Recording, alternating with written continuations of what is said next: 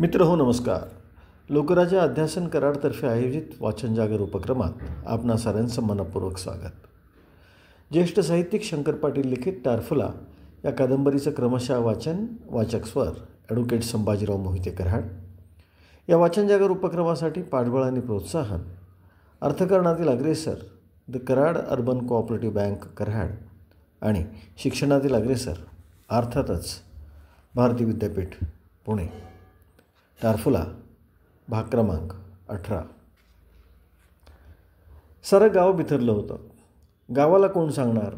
रावणानाही काळजी करत बसले आणि हातपाय पसरून आवाज म्हणाले, काय करायचं रावणाना, आपली वेळच फिरली. थोडका धीर देऊन रावणाना सांगू लागले, येळ फिरली म्हणून असं घर करून बसू नका. भेशीला तर लय भ्या दाखवतील लोक. उलट गावात जरा हिंडावं. 4 ठिकाणी जायला नको. आज लोक काय बोलतात ठाऊक आहे? काय बामन भेलाय म्हणतात. आबा काय बोलणार? ते गप्प बसून राहिले. बोललं खुंटलं. तसे रावणाना उठले, निरोप घेऊन बाहेर पडले. त्यांना पाठमोरे बघून आबा म्हणाले, असंच येत चला अदनमधनं, आणि तुम्ही खुडूक बसल्यागत घरात कोंडूनच घेत चला. मगापर्यंत म्हातारा शांत दिसत होता, तो एकदम भडकल्यागत दिसू लागला. उरात कोंडून ठेवलं होतं ते उसळी मारून बाहेर येऊ लागलं. पुन्हा माघारी येत रावणाना म्हणाले, एवढं संकट कोसळले तर कवा सल्ला मसलत विचारली आम्हाला? जुनी 4 माणसं आहे ती बी तोडायला लागलाय तुम्ही. काय करायचं? तुम्ही असं बाई तशा. त्यांना अडवल्यागत करून आबा म्हणाले, तसं नव्हे. रावणाना उसळून बोलले, तसं नवं काय? रावणाना मेला का जिता आहे याची तरी चौकशी केली का तुम्ही? आम्हालाच गरज म्हणून आम्ही आलो. त्यांना शांत करीत आबा म्हणाले, बसा तरी जरा.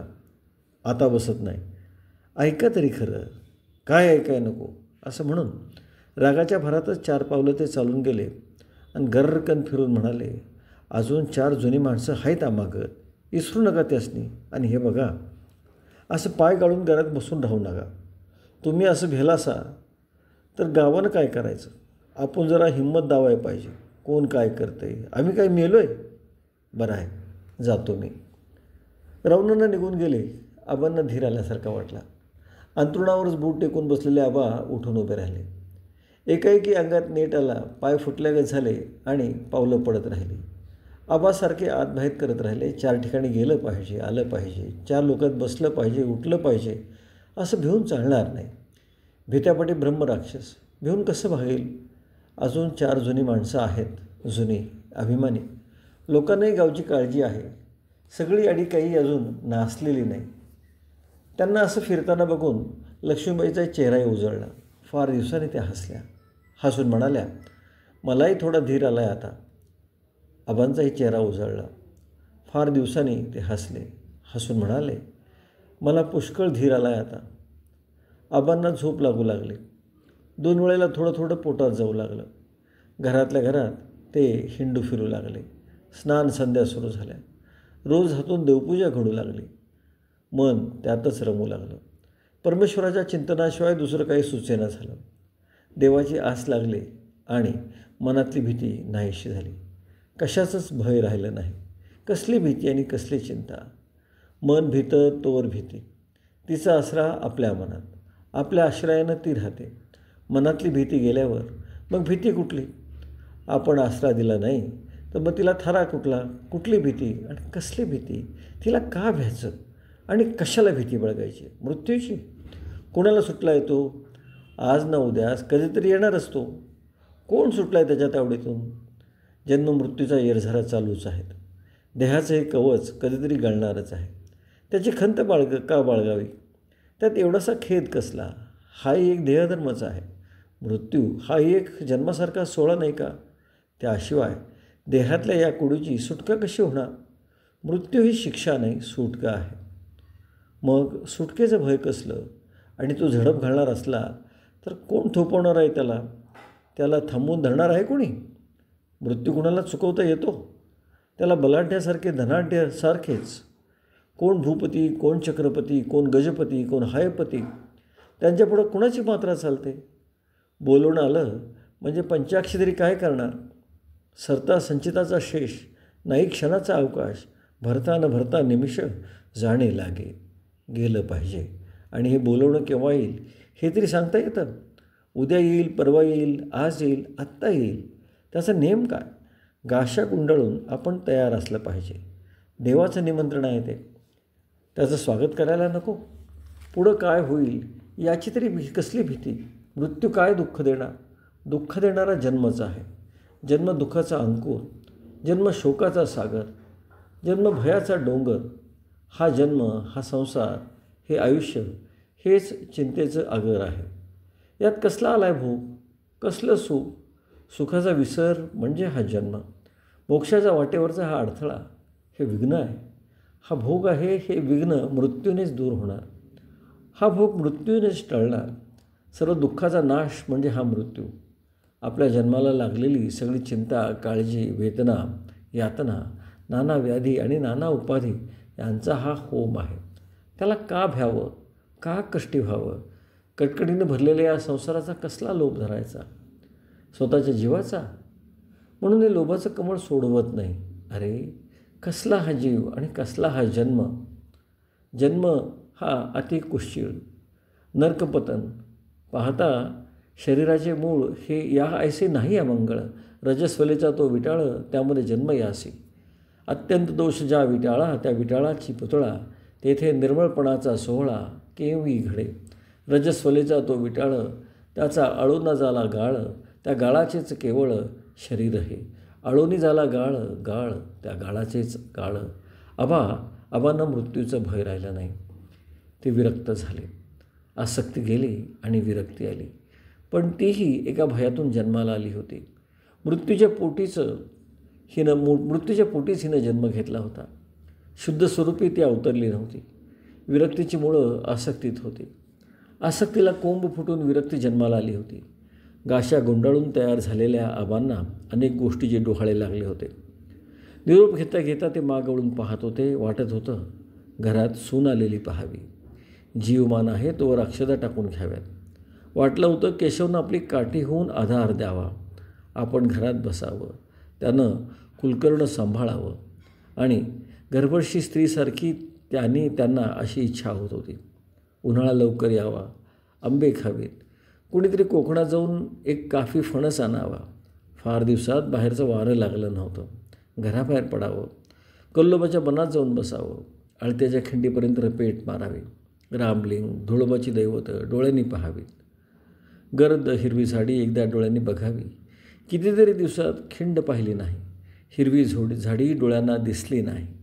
कुरणातल्या गवताचा मातकट वास, वाहत्या खळखळत्या पाण्याची धार, रानातली मोकळी हवा अंगावर उपरणे घेऊन आबा म्हणाले, आज जरा देवीचं दर्शन घेऊन यावंसं मनात आलं आहे. एकटेच जाणार? आबा म्हणाले, तुम्ही येता बरोबर? लक्ष्मीबाई मुरडल्या, न बोलता उभ्याच राहिल्या. आबांनीच विचारलं, कुणाला बाहेर बरोबर घेऊन जायचं? आबा एकटेच बाहेर पडले. काठी टेकत चालू लागले. गुप्तीचं ओझं हातात का बाळगावं त्यांना कळत नव्हतं. त्यांना उगीचंच हसू आलं. हसऱ्या चेहऱ्यानं पावलं टाकीत आबा भर पेठेत आले. राम राम. राम राम. काय चावडीकडे निघालासा? नाही, जरा देवीला जाऊन येतो. बरं आहे आता जीवाला? आहे, ठीक आहे. लोक भेटू लागले, हात वर होऊ लागले. विचारपूस करत आबा पुढं निघाले. भाऊ वाण्याच्या दुकानात गोपाळा बसलेला दिसला. आबांना बघून रस्त्याला पाठ करून तो बसला. आबा हसले, मुद्दाम थांबले आणि हाक मारून म्हणाले, काय गोपाळा? मुजरा करून गोपाळा जवळ आला. आबांनी हसून विचारलं, काय गेला का थंडी ताप? होय, आता जरा बरं आहे. कुणीकडे निघालासा? येतो जरा देवीचं दर्शन घेऊन. एकटंच? दुखतं काय करायचं? मी येऊ संग? नको, तुला आणखी थंडी ताप यायचा. आबा हसले आणि चालू लागले. गोपाळ वाकड्या नजरेनं बघतच उभा राहिला. डोळे भरून आबांनी देवीचं दर्शन घेतलं. शिरकाईच्या डोळ्यातल्या उलट्या कवड्या नजर रोखून पाहत राहिल्या. दृष्टभेट झाली. जीव कुठेतरी गुंतल्यासारखा झाला. मनाला विरंगुळा वाटला. दिवस मावळतोवर आबा देवळातच बसून राहिले. आबा हिंडू फिरू लागले. 4 लोकात बसू लागले, उठू लागले. एकच काळजी लागून राहिली, देहाची नाही. हा मर्त्य देह देवाला शरण आला होता. काळजी होती गावाची, भय होतं गावाचं, चिंता होती गावाची. हा गावगाडा कसा चालणार? आपल्या मागं याचं काय होणार? रेटलं तोवर हे जू आपण खांद्यावर घेतलं, पुढं हे ओझं कोण नेणार? कोण? दिवस मावळला. चौकात पडलेली पिंपळाची सावली घरात शिरली. अंधार दाटला. दिवे लागण झाली. दोन्ही मुलं घरात आली. न सांगता केशवनं हातपाय धुतले. शुभंकरोती म्हणून झाले. गडद अंधार पडला. काळोख झाला. लक्ष्मीबाईसारख्या आतबाहेर करू लागल्या. माझघरात काही सुचेनासं झालं. अधनमधनं पाल बोलू लागली आणि लक्ष्मीबाई आतनं उठून बाहेर आल्या. तळहातावर गाल टेकून त्या ओसरीवर बसून राहिल्या. लक्ष दाराकडं लागलं होतं. बाहेरची गल्ली एखाद्या भुयाऱ्यासारखी दिसत होती. पावलांचा आवाज येईल म्हणून कान वाट पाहत होते. मन परमेश्वराचा धावा करीत होतं. वाऱ्याकडं तोंड पसरून त्या बसल्या होत्या. अजूनही आबांचा पत्ता नव्हता. वाट पाहून डोळे शिनले. मन थकलं. मुलं गावात जाऊन बघून आली. आबा गावात नव्हते. चावडीत नव्हते. मग कुठं गेले? इतका उशीर ते कुठं बसणार नाहीत. आणि अवचित त्यांच्या छातीत धस्स झालं. फिरायला म्हणून एकटेच बाहेर गेले असतील कल्लोबाच्या बनाकडे. आताशा जात होते. सांगूनही ऐकत नव्हते. आणि एकाएकी त्यांना द्वारका काकूची आठवण झाली. किर्र बनात सापडल्यासारखं झालं. दोन मुलांना जवळ घेऊन त्या वाट बघत बसल्या. घराचा दरवाजा पुढं न लोटता त्यांनी उघडाच ठेवला. दिवा न विसता जळत राहिला. रात्र गेली. पहाट झाली. तांबडं फुटून आभाळ फटफटलं आणि आभाळच फाटलं. आबांचा अजून पत्ता नव्हता. ठाव ठिकाणा लागत नव्हता. दिवस उगवला. तिरकी उन्हं आत आली. उन्हं आली पण आबा आले नाहीत. प्रकाश आला आणि काळोख पसरला. दिवस उगवला आणि रात्र झाली. ऐस पैस लांबलचक पसरलेल्या उसरीवरचा तक्क्या सुना सुना दिसू लागला. असून नसल्यासारखा. आणि तिसऱ्या दिवशी तिने संजेलच्या वेळेला येताळा महार पळत पळत आला. तो धापा टाकत आला आणि ठेच लागल्या कोलमडला. दगडी जोत्यालाच कवटाळून म्हणाला, घात झाला, घात झाला. मुलांना कवटाळून बसलेल्या लक्ष्मीबाई भुईलाच पालत्या पडल्या आणि एक हंबरडा फोडून गपगार झाल्या. बसलेली इतर माणसं चटाचट उभी राहिली. येताळाभोवती गोळा झाली.